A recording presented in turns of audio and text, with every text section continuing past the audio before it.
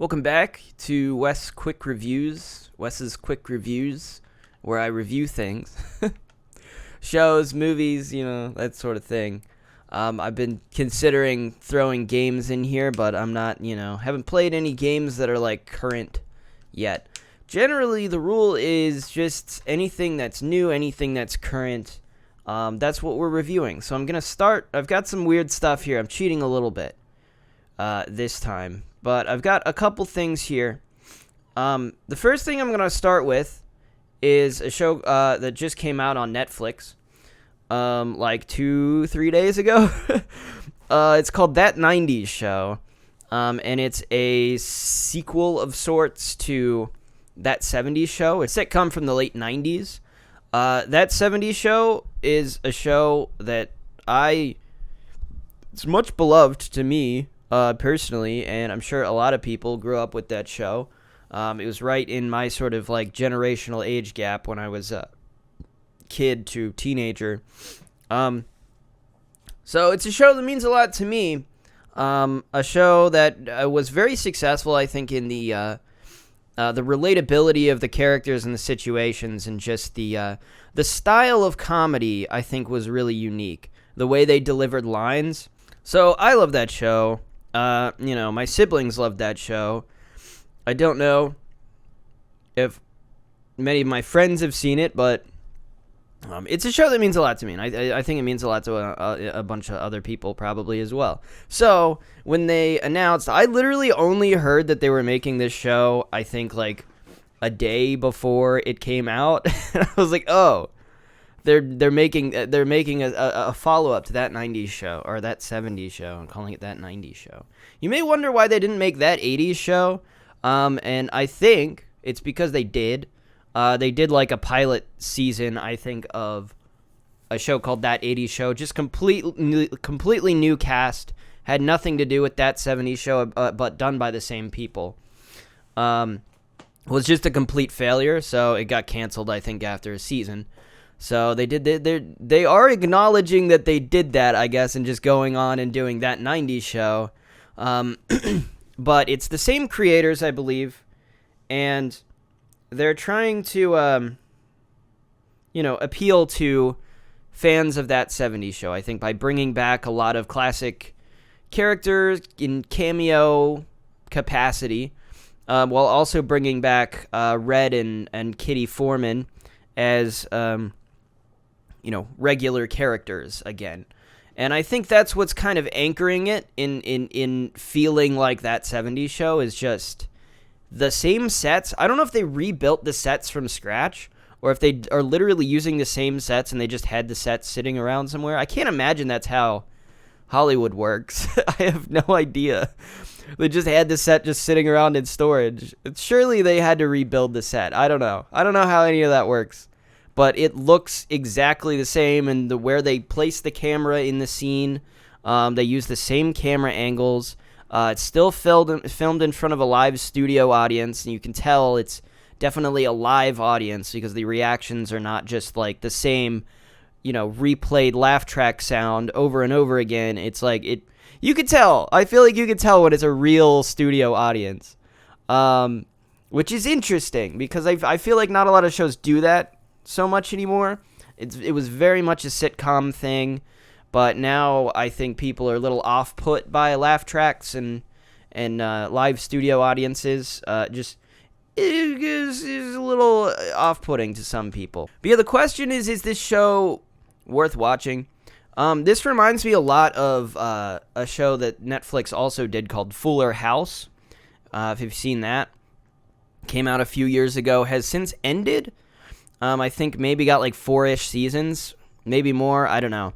But it was basically they took a sitcom from the 90s called Full House, and then they took the girls, the daughters, and they made them sort of the new generation of parents, or at least the oldest is a parent. The second oldest is now of dating age. I suppose she's in her 20s, mid to late 20s, I think, trying to find a boyfriend. And then there's the oldest daughter. I don't remember their names, which I feel bad about. I only remember Michelle, and she's not even in the show because she was played by the Olsen twins, and so they removed her. Well, they didn't remove her, but obviously they couldn't get either of the Olsen twins to come back for it. So Michelle's not in the show. They have a very like fourth wall breaking joke where they look at the camera and they say something about like, yeah, wish Michelle was here. It was really cool. It was very funny, I will say. It didn't bother me at all. And it was another one of those shows where it's like I used to watch this all the time just because it was on the TV constantly, you know? So it was like I had this connection to the show even though I never really cared as much about Full House. I feel like I felt a deeper connection to that 70s show than I did to Full House. But I watched Fuller House and I liked it for a season for you know, I don't know if I ever got to watching the second season though. But I think that's the problem with this sort of idea is like you take a show that people like and then you're like we're continuing it, you know, and it's like but you know, what people really want to see, I suppose, is like the original cast. It's like you can call it that 90s show. You know, it's like the same thing as that 80s show. It's like when they did that, you know, it had nothing from the original. So it's just like people just didn't care. It's harder to get people on board and caring about something.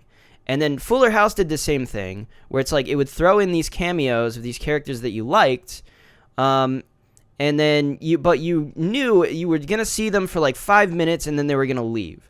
And you were never going to see that character again. So it's like kind of like, it's like this bittersweet thing of like watching, you know, the characters you like show up and then you know they're gone, you know, and you're probably not going to see any of them for like even in the season finale, you're not going to see these characters because it's not about them. It's like they're just trying to put these familiar things, these things you're familiar in to make you feel comfortable and then sell you on this new cast of characters. Like that's sort of the idea. And it's very, very risky because I think you build up expectations a little too high when you do that. And then you have to meet high expectations. And it's just really hard to do that. Like you have to really impress people and it has to be on par with the original or even better than the original. And that's just, it's hard. You're setting yourself up for failure. You know what I mean? So yeah, it's great. It's great to see the cameos and everything. But what's really important about this show is the new cast good? And I will say that I did actually like the main cast. I was kind of worried in the first few episodes that they were literally just they were replacing every single character has like a counterpart in this, right? It's like, oh, there's the Fez of the group. Sort of, it might sound offensive to say, but you know, the weird foreign kid of the group, right? And it's like they have a Fez. They have a Michael Kelso, really dumb sort of idiot, but you know, handsome and beautiful but really dumb. And they have one of him. They have an Eric, you know, a very awkward and dorky character that, you know, generally does the right thing and has a good heart about him. Those are the most strongest connections. I feel like the other ones, like they have a character named Gwen who turns into Leia's best friend. Leia's the main character in this, and she is the daughter of Donna and Eric Vorman from the original show. And I think she's like. I think she's great. I mean, I think she really does a great job of filling that role of awkward and dorky and just being really, really likable. But her best friend is this character named Gwen. And I suppose Gwen, maybe the closest counterpart is probably Donna, I suppose, in that she loves music. She's kind of rebellious, kind of got a punk style about her, doesn't really... kind of does what she wants, doesn't really take shit from everybody. I suppose you could describe Jackie that way as well. But Jackie's also got the sort of rich girl vibe, where she kind of has expectations that she can do whatever she wants because she's always been able to. She's just kind of pompous. She's a little bit pompous, which Gwen and Donna are not so much pompous. I believe it's the girlfriend of Gwen's brother, who their names are completely not in my brain. I know all of them, like Leia, I know her name. There's Gwen, the best friend. There's Ozzy, he's the I was immediately like, I have 3 ways I can describe him, and I'm like, they all are probably gonna sound offensive. Ozzy's the weird kid. Let's call him the weird kid. Then there's even that's offensive. I don't know. And then there's Jay, and I know Jay's name as well. But the other 2, the couple, I'm struggling to remember their names. And I feel like they got the least amount of development over the course of this. They needed more. I mean, Jay, I don't feel like he got that development, but he just had a major role as, like, the boyfriend. Yeah, I don't know. Those 2, they kind of had more of the spotlight towards the end of the first season, and by the end of it, I did end up really liking all of these characters and feeling like they all feel very distinct. They feel like I stopped feeling so much like they were just inserts of the original cast, and they started to feel more like their own characters.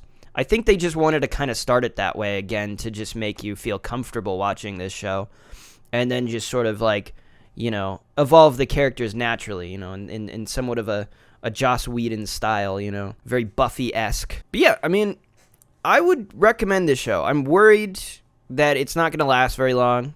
I feel like it's not. I did like it. I did have a good time watching it. And I'll say it made me laugh a lot. It was great. I had a great time watching this thing. I just liked it, man. I don't know what to say. I was pleasantly surprised that it was good, but I also kind of liked Fuller House. It's just that I didn't watch when the second season came back. I just didn't really watch it. Just like, I'll watch that some other time. It's just like, I feel like that's kind of the same thing that's going to happen with the show. I will say that it really stood out to me, the delivery of the jokes and the way the personalities are written in this show, that like it is very distinctly that 70s show. It feels like that 70s show very much, and it doesn't feel like it's just trying really hard to be that 70s show. It's just like feels completely natural that it's falling into that the groove of just being the same show flawlessly, easily, no problem. And I think it's just because it's got the same people behind it, you know. And also the fact that they keep Kitty and Red in throughout this whole thing. Basically, the plot line is that Leia, their granddaughter, makes a friend in Wisconsin while staying at the grandparents' house for, I think, like 4th of July. She makes a friend, and she's like, I want to spend my summer here. She decides she wants to spend her summer because she's heard all these stories from her dad about all the great times they had here in this house in Wisconsin. She's like, I want to have that. I want to spend my summer here. And of course, Red and Kitty are happy. I mean, Kitty is very happy to have Leia staying there. And yeah, it just turns out she stays there, and she stays in the same house. They allow them to use the basement, and so they're allowed to use just the same sets. And we're allowed to have all these cameos come in. You know, we have Eric and Tana in the very first episode. You know, you have, I mean, there's cameos in this, I think, that'll surprise you. If you're worried, like, oh, they're only going to use, like, maybe a couple characters. No, they use a good majority of the characters. There's a few obvious ones that, like, don't appear. There's one obvious one that doesn't appear. That's what I'll say. But, no, there's two. Because I forgot about, there's another one. Slight spoilers. Okay, spoilers. I'm going to spoil it. No, I'm not. Hold on. Let me finish what I'm saying. No, I'm going to spoil it. Okay, here we go. Screw it. So, obviously, Eric had a sister in the original show. I don't even remember her. But she fell in with drugs. She had a drug problem, and I believe she ended up getting fired from the show eventually. And just kind of completely disappeared, and they didn't, you know, they would make reference to her on occasion, but for all intents and purposes, she was kind of just written out of the show. So she doesn't come back and is not at all acknowledged in this whatsoever. Then there's, you know, Danny Masterson, who is famously currently facing charges of some very serious crimes. So obviously he played Hyde in the original show. Very sad thing to hear about. I'm sorry if I'm the one to break this news to you, that Hyde is being charged with some bad crimes at the moment, so he is not present in the show. Those are the two that don't show up that you might think. I don't know why you would think they would show up unless you just hadn't heard anything about them, but that's it. Everybody else is around. They're around. I don't think, though, given in the second season, that they'll make much of an appearance, except for possibly Fez. I think Fez, like, what's Fez doing? You know, he's got very little to do. He's in like 3 episodes of this. You know, so it's like they could just have Fez be a regular character. I don't see Fez in anything. I don't know what he's doing. What's he up to? What's he got to do except be in this show? He could be in this show. The rest I don't necessarily expect to be around a lot. They're doing other things. They're busy. You know. So I'm not. My expectations are not high that they're going to make regular appearances. But it's great that we have Kitty and Red. They fall easily, quickly, right back into the roles. It's like, you know, sometimes you have an actor that stepped away from a role for a long time, and it's like you get them to come back for the role, and they don't feel like the same person. You know, it's just like, oh no, the actor is the same. But it like feels they feel different, you know, like they haven't played this role. They left the role and they haven't been this character for 20 years. Now they're coming back and being this character again, you know, and they're like, it's like awkward and they like don't know how to be that person anymore. These two, it's like they never left. It's like they have no issue just being exactly who they were. And I love their stories. They're in a lot of this. So if you're thinking like, oh, they're probably not involved that much. No, you have plenty. They're involved in every episode. So, you know, they're great. But yeah, the new characters. There's a lot of stuff. There's a lot of situations. A lot of stuff that happens.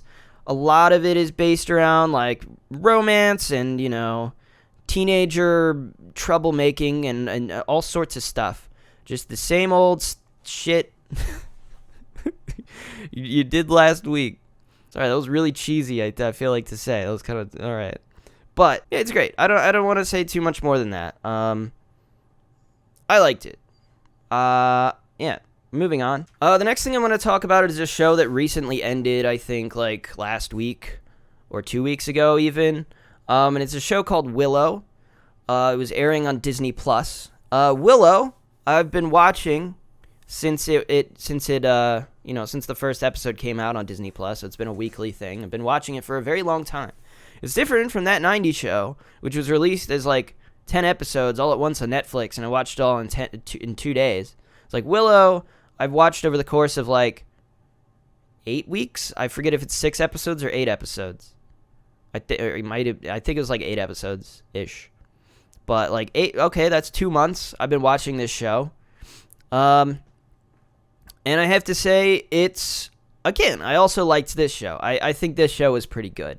It surprised me because I didn't have high expectations for it, given that, you know, Willow, as a movie, it's based on a 1980s movie, done by George Lucas, famously. So Disney acquired this alongside Lucasfilm, I think.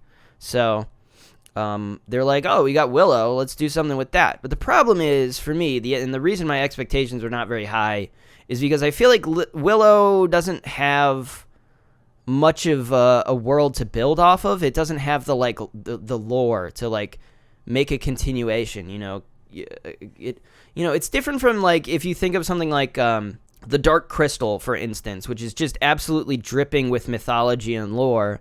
You know, it's like Willow doesn't have as much of that. It's got, like, 2 races.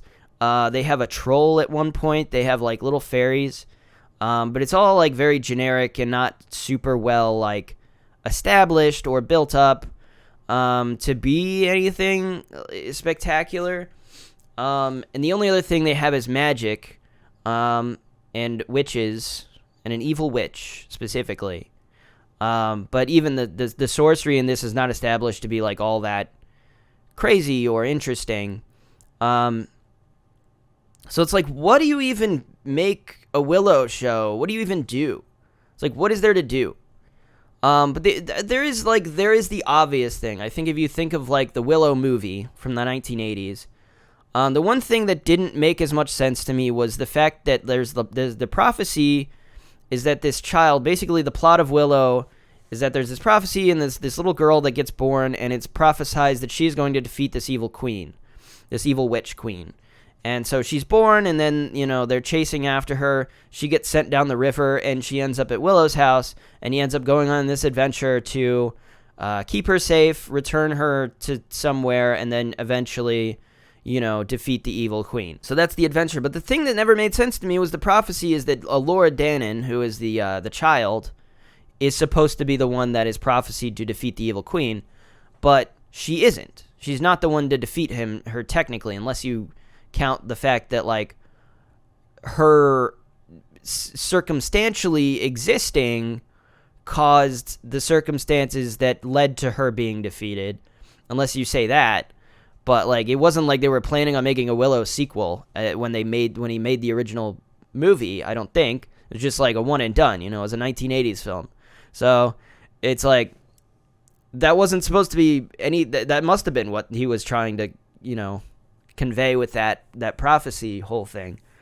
But it always felt really weird to me. I will say that the Willow as a show or as a movie never really stood out to me that much. It's not like I have a ton of love for the movie. It's like my dad really likes the movie, and he showed it to us a handful of times.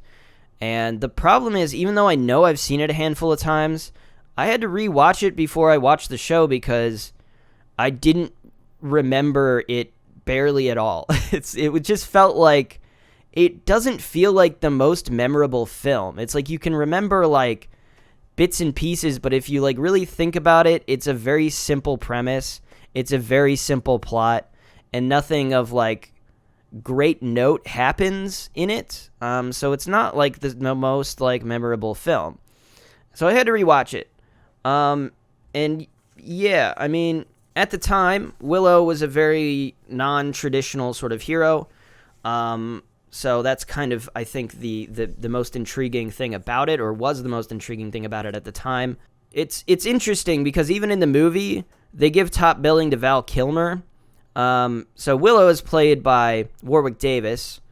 But top billing in the movie was given to Val Kilmer, who is the more traditional, like, suave hero type, tall, handsome. And so Val Kilmer basically gets the girl in the end, and Willow's basically the heart of gold, and also, learns some spells over the course of this, and he's sort of the heart of the group. He leads them.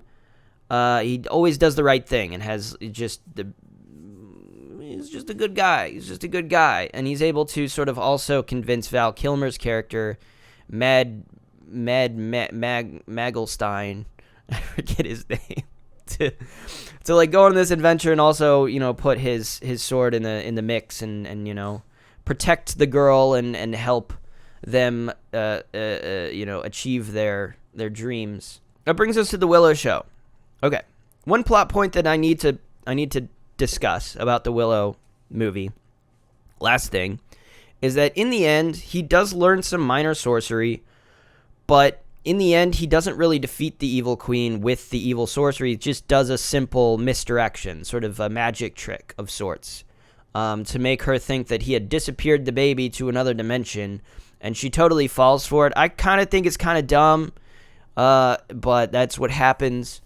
So I was wondering if they were going to treat Willow in the show, if they were going to treat him like a powerful sorcerer, when in reality he was kind of a fraud in a way. He's a minorly powerful sorcerer, and of course he could get better at sorcery over the years, but his like real claim to fame and the real reason he might be known as some sort of hero is all kind of a fluke. And I wonder if they were going to acknowledge that, and they do. Even Willow himself, acknowledges the fact that he's kind of a fraud. He mentions it in one of the episodes a little bit later, so that's good. So is the show any good? The first episode I found really annoying, is what I'll say. I found it really annoying. It felt like a DCOM, like a Disney Channel original. Does DCOM stand for Disney Channel original movie, or does it? I always thought it stood for like a Disney comedy. But now that I'm thinking about it, DCOM could be Disney Channel original movie. But what I mean is to describe it as something like Wizards of Waverly Place or something like that, where it's like, the characters feel very like teenagery and like not really in this like serious fantasy world. It's like they walked out of a Disney Channel show, And it's just the way they talk and the way their personalities are. It was just kind of annoying me. I feel like I got over it by the time, by at least the second episode-ish, or by the time Warwick Davis shows up. I mean, without him, I don't know if this show would have really stood on its own. Again, I guess it's similar to that 70s show as well in that way. But I also really liked the development of these other characters over the course of this. They all have their distinct like personalities and flaws, and they all sort of overcome them in the end, just through traveling together and being friends and all these adventures that they go on. And it ends up being pretty good, pretty heartwarming in the end, and I really liked. It did feel like it kind of wrapped up pretty quickly, at least when they finally got to the whole ending thing. I don't know. I don't know why I feel that way. I think it's maybe just because maybe I'm feeling in my head that it should have been a couple more episodes long, or it could be that I did expect they were missing one cameo. I feel like, and that was Val Kilmer was not in this. I kind of expected him to like show up at the end or something and be like, "I'm here," but no, he's not in this at all. But he is in this in spirit because his two children are part of the main cast. And if you're wondering if Elora Danan shows up, yes, basically this whole show is kind of about her, so it's the most obvious thing to do. I like how this show builds upon the world, and it builds the world. It builds something into the world that works and is interesting. And the characters are great. There's the princess at the beginning, who was my least favorite character. I even ended up liking her by the end.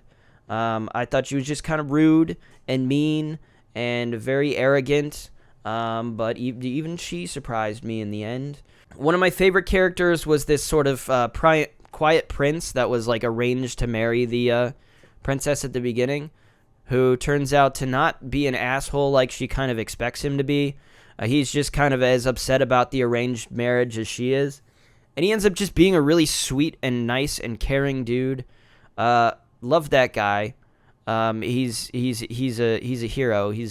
We love him. Yeah, obviously Elora Danan, I think they've done a great job with her and her character. Yeah. Really liked her as well. I don't have anything specific to say except that she I'm also, I think, trying not to spoil anything specific, but I found her, she's just adorable. She's kind of got an adorable personality. You root for her just because she's kind of got like maybe like a clumsiness to her, I suppose. That's just kind of endearing. And a naivety. So, kind of get over that over the course of this. And Warwick Davis is fantastic in this. Playing the role of his life, dude. I mean, I don't know. Would he take offense to that if I said Willow is the role of his life? But I do mean in this show, he does an incredible job. Way better than like the original movie, I think, performance. It's just, he's a much better actor now, and he's just kills it in this role.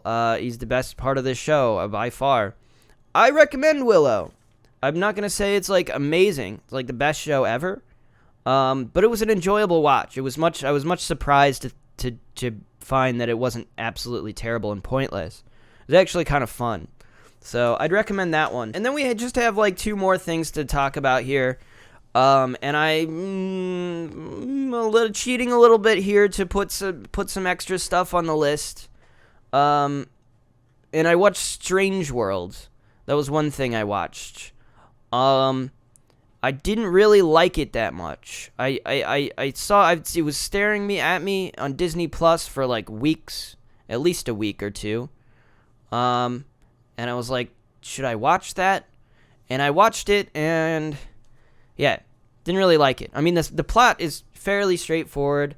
A lot of it has to do with like the moral of the story being something about generations and like father-son relationships and like you try so hard not to be your father, and then you end up being your father in the end, and and then you're like, oh, dang. That's kind of like the heart of the story, I suppose, which is okay. It's fine. Is it the best iteration of that story? Probably not. It's just kind of okay. I think they really were trying to like carry the movie on just the world a little bit and the like colorful nature of it. But like I didn't really like. I think the thing that bothered me most about it was just I thought the comedy of it was really kind of cringy.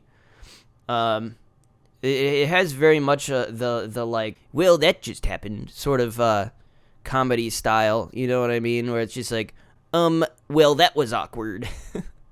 Like stuff like that. Like it's just like very kind of like, weird situation. I'm just gonna point out what's happening and then be what this is happening weird.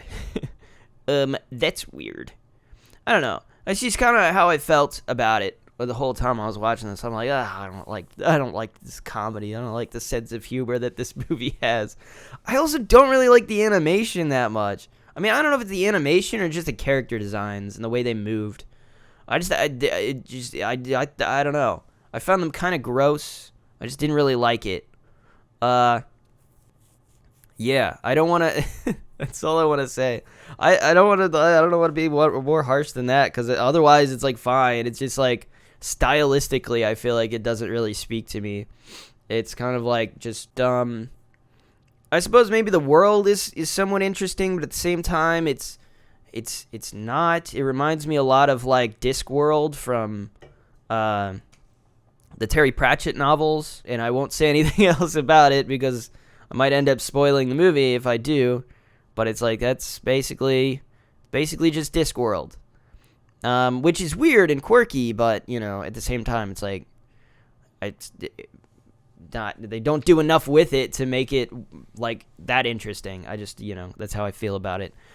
So I watched Strange World, and I don't really recommend this one specifically. It's just kind of a meh movie. Just kind of didn't blow me away. Reminds me of like maybe Raya and the Last Dragon, which I also kind of feel kind of meh about. I think I liked Raya more, honestly, but even then, I don't really like Raya. I thought that movie was kind of dumb, especially if you actually pay attention to it. It's just like it doesn't even make sense. Like how'd the girl go? Like the one girl goes on the boat, and then the other girl like goes around on like horseback and like somehow beats her there, and then meets her somewhere else. It's like how did she go that fast to the other side of the world to meet her mom, and then go back and meet the other girl? It's like when this girl's whole journey is just going down this river. It's like it doesn't even make sense.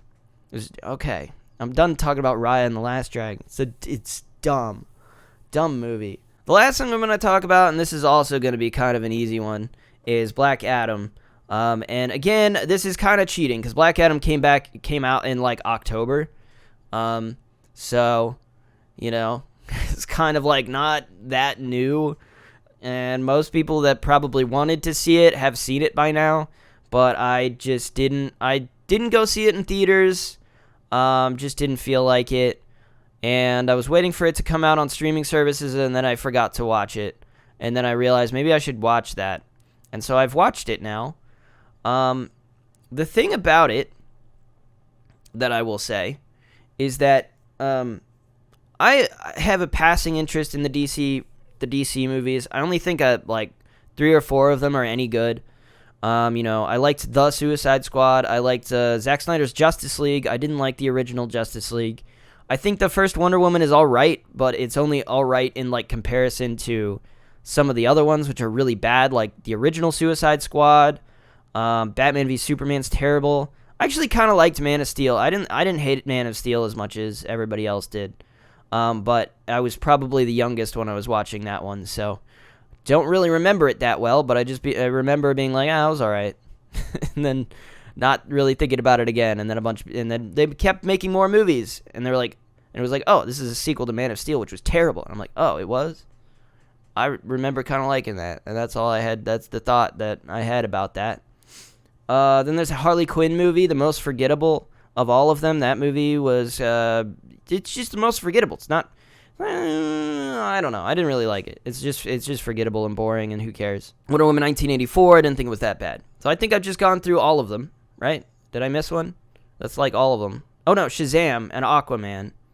Shazam was really good, and I actually also really liked Aquaman. Maybe a little too long, but I liked it. Some people I hear don't really like it that much, but I liked Aquaman. I thought it was fun. Which brings us to Black Adam, and I kind of had, positive expectations for Black Adam, I think, because, again, for the first time, because I say again a lot, and then I haven't, I'm not repeating anything. I'm saying it for the first time. So, I am not the biggest, DC Comics guy. I don't. The problem is I've tried to get into DC Comics, but I find it really, it's not as accessible as Marvel Comics is. So I've read a lot of Marvel Comics, and I'm very familiar with Marvel Comics, but not as much with DC. So I don't know anything about Black Adam as a character. I literally nothing. Don't even know his background or his origin, or I assume he's a villain for Shazam, who's originally Captain Marvel. But Shazam, I think, is what the character is called now. I don't even fucking know. It's just that's what they called him in the movie, I think, now. They can't call him Captain Marvel because of the rights issues there. I didn't know anything about Black Adam. I assumed it would be somewhat related to Shazam in some way. The Shazam movie, at least, which I liked a lot. It was really quirky and silly, and I liked it a lot. This movie is not that. It's not quirky. It's not silly. And it's kind of funny because usually when you see The Rock, it's like, I feel like my expectation of seeing The Rock is seeing him in a quirky, silly fashion. But I suppose he's not really. I'm thinking of Jungle Cruise, I think, and Jumanji and Moana, stuff like that, where he's a silly, quirky character. But I guess maybe Fast and Furious. He's in that, right? I haven't seen the Fast and Furious movies, but I feel like he probably plays a serious role in that. I've watched the first one. I've been meaning to watch through that franchise, but I just never have. I'm sure he's very serious in that one, and I'm sure there's other roles. I guess in The Mummy he played the Scorpion King, and I just think of it as being silly because of that terrible CGI. But I guess the character itself was supposed to be very serious. This is a very serious role. This is very lacking in comedy. There is not any comedy. This is action all the way through. Action, just crazy explosions and people flying all over the place, and buildings being demolished, entire cities crashing and burning, and then there's magic, and there's hell, and there's just, it's crazy. What a crazy movie. Am I gonna say it's bad? No.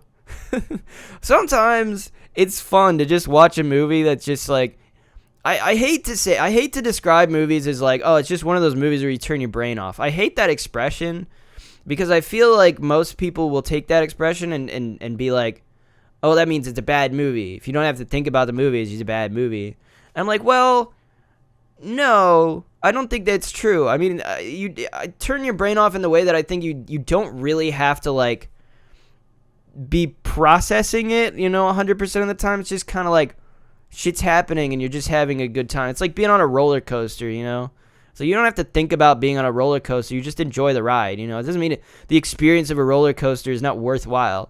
You know what I mean? Does that make sense? It's kind of what it's like. It's like a 3D ride. I don't know. It was a decent enough time. And they brought in some new characters. I feel like that's what DC has been, eternally playing catch up. It feels like forever. And I feel like they just go crazy with it now. They just throw a bunch of things in every single movie, and they're like, okay, we've established that this is there now. Like in this movie, they established Dr. Fate. They bring back Amanda Waller from like Suicide Squad, and she's like leading a team that's not the Suicide Squad, which didn't make sense to me because I kind of thought the whole point of her was that was what she did. She just leads the Suicide Squad. Like, I don't know why she would lead another team. I don't know. I don't know what her role actually is. I just thought she was like, she creates the Suicide Squad. She's kind of morally reprehensible in that she's like perfectly willing to put a bunch of people's lives at risk as long as they're like villains that deserve it. Like, nobody cares about. They're criminals. They're horrible people. Like, they deserve it. Yeah, I don't even really know what her role is, but like, yeah, that's what she does. So they introduce like Hawkman in this. They introduce Dr. Fate. There's two characters, Atom Smasher and Cyclone, who I have no idea who they are. Maybe DC hardcore fans would probably know. See, it's like I get the mindset of like being, because I've read a lot of Marvel comics. It's just like, yeah, there's a lot of like minor characters and like, oh, they show up and you're excited about it. And it's like, it's probably a character that is actually more well known. You know, like if I mentioned, okay, there's DC Comics characters that I feel like are huge characters, and yet nobody has heard about them. Like, for instance, like Blue Beetle and Dr. Fate are both like really big Marvel characters, and yet if you ask like, you know, the average person, they're not going to know who those are, you know, because they're not like, oh, yeah, I saw the Superman movie. Yeah, I know who Superman is, you know. It's like different. It's like characters like Iron Man used to be like that before the Iron Man movie came out. And the MCU was built upon Iron Man. So now Iron Man's like, everybody knows who Iron Man is. But I swear to God, before that movie came out, you could talk about Iron Man and nobody would know who that was. Like, they'd know Captain America. They'd know Spider-Man. The Hulk. The Hulk they would know.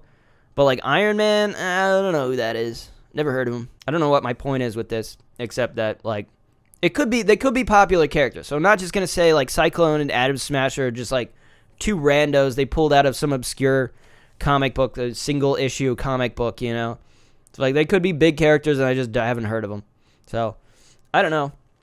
But overall, I kind of enjoyed this. I suppose Black Adam is more of like, I feel like he's supposed to be a villain. In my brain, I felt like he's kind of supposed to be just evil. But they kind of make him into like an anti-hero in a way. He's kind of like a Doctor Doom, I suppose, sort of personality, in that he's got like this country and he decides, these are my people, I'm protecting them. Kind of like Doctor Doom does. Like everybody in Latveria likes Doctor Doom because he's like their ruler. He keeps them safe. And yet the rest of the world is like, Doctor Doom's evil. He's like a villain. You know what I mean? It's like the same sort of thing. That's the comparison I'm making. What else is there to say about Black Adam? I don't know. It's like, it was not like crazy good. It's just, I didn't hate it. Just like kind of a like pure action thriller and just no sort of higher thought than that. Just a movie you can have fun watching if you're in the mood for it, but if not, you'll probably hate it and be like, what was the point of that? Why did I bother with this? I can understand that. But I can enjoy a good, stupid action movie every now and again. I suppose that brings us sort of to the end of our episode here. I guess we're done. Yeah, that was it. I mean, the two shows are kind of like, it's hard to say that much about them. I wanted to, maybe I said a lot about that 90s show, but it's just because I feel like I tend to ramble on the first one. But it's good, but I mean, is there much to say about it? I mean, it's good. If you like the sitcom, if you like the original show, maybe you'll like this.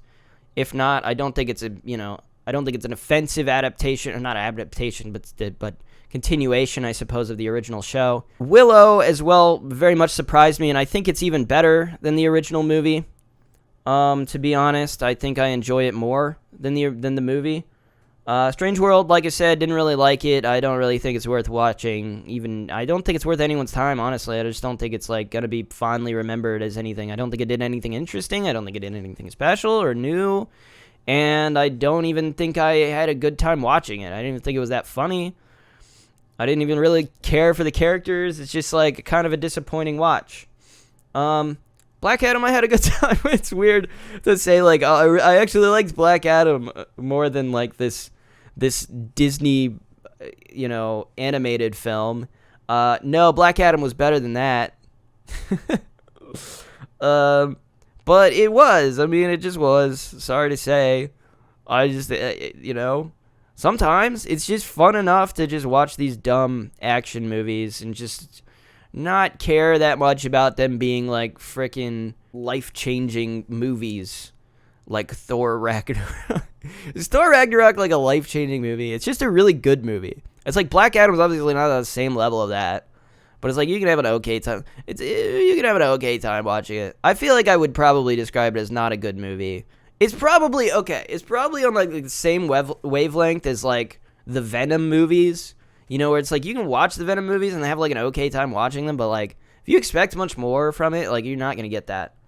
Which I even feel like people were way too hard on like Morbius, because Morbius feels like it's on the same like level as like the Venom movies as well. It's like the Venom movies aren't that good, guys. Like you expected Morbius to be good. Like it's on the same level. It's like that's where Black Adam is. And it's like they're fine, just not like. It's not like Thor Ragnarok. It's not like Captain America Winter Soldier. It's like those are on a whole other level. These are just like watchable and like okay. so you just gotta set your expectations to like the appropriate level. You know what I mean? I don't know. That's all I have to say. Let me know your thoughts about any of these 4 things, or if you have some sort of recommendation for something you want me to check out or watch. You can leave that in the comments as well. I probably am already watching a fair number of those. Just to sort of, give a little teaser for I think the stuff I'm currently watching. There's this one's probably the least exciting, but there's a National Treasure show on Disney Plus, which is probably going to be ending soon. I've been watching through that, and I feel like I have some stuff to say about it, but I'm just waiting for it to end, and then that'll probably be one of the next things I talk about. It's not the most exciting thing, I'm sure, but I feel like I'll talk about it. The Black Panther 2, this was another one, this one came out in November.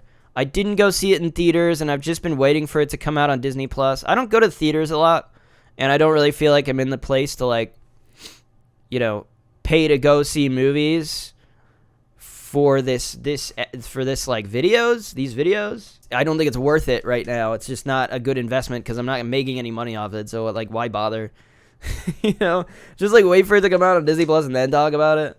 Because I have Disney Plus, I'll just get to watch it for free basically. So I'm waiting for that. It's not out on Disney Plus, but it should be out in a little while, in the next few months probably. The next movie, Puss in Boots: The Last Wish. Haven't seen it yet. Again, I think is still in theaters, but has been added to HBO Now. Or no, Amazon. I think it's on Amazon, but you have to pay like $25 to watch it. So unless it shows up on some other streaming service, I guess maybe. And I have nothing. If I have nothing else to watch for a while, then maybe I'll pay $25 to watch it. I guess I'm not at that point yet where I'm like that invested in seeing it. The Bad Batch season 2.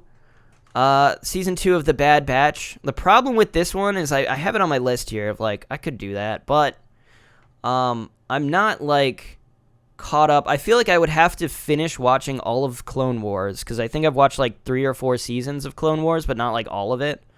And I feel like I'd have to finish Clone Wars maybe, and then maybe it would be okay for me to watch Bad Batch, but I'd have to watch like the first season first. So I may do that, but it's an investment of a lot of things for me to do. So, for me to get to watching season 2 of The Bad Batch. But if I do get there, I will do a review of it. If I don't, I won't. So that's where we're at. Trigun Stampede.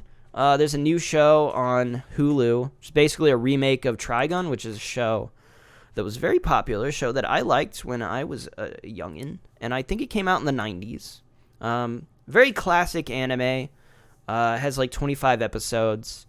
And this is like a sort of reimagining of the original show in a very different art style and, changing a lot of stuff.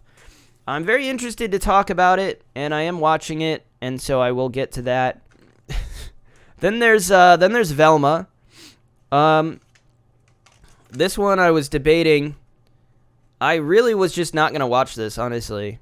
And then I just kind of got curious and was like, maybe I'll watch that, I guess, and just see. So I am watching that, and I will tell you about it when I get to it. But we're just going to wait for that to end, and then I'll talk about it. The Legend of Vox Machina Season 2. I think this will be fun for me to talk about. I'm a big Critical Role fan. I watched Season 1, really liked it. And so I'm watching Season 2 now. So once that ends, I'll talk about this as well. That'll be fun. The last thing, this is actually a lot of stuff I have like on the docket.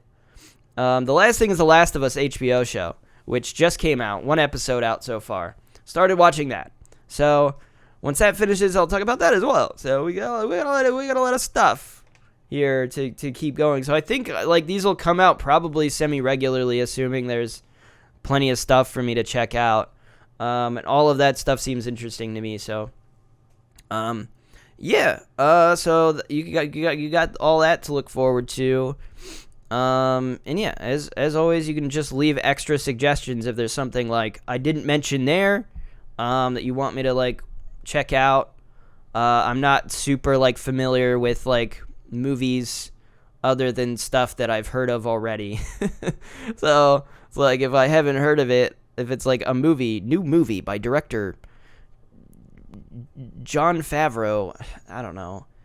And it's like I don't know. I don't know enough. I'm not like a movie, a cinephile. I should probably say that word right because I could be saying something else. I'm not. I don't know enough to be that. I only know what I've watched. I only know what I have experience with, but I haven't done any research outside of it. And you can recommend me TV shows that I haven't heard of also.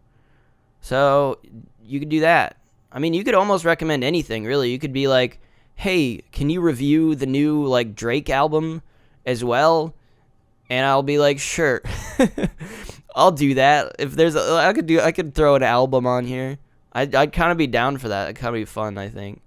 Also games. I think I'm gonna try to do that. Probably it's gonna be a while before I do something like that, just because I've got like a lot of games that I've been playing recently that is me basically playing catch up from last year. So they're not new-ish. Like I started playing Elden Ring. I'm like that came out in like February of last year. So it's like that's not new. I can't finish that and then talk about it. It's like I don't know. I'll just finish that, and then I'll try to play something new, and then maybe I can throw those on the list, and that'll be fun. But yeah, we're gonna keep going. I'm having a good time. So yeah, I'm just gonna end it there because I'm talking too much now. Okay, goodbye.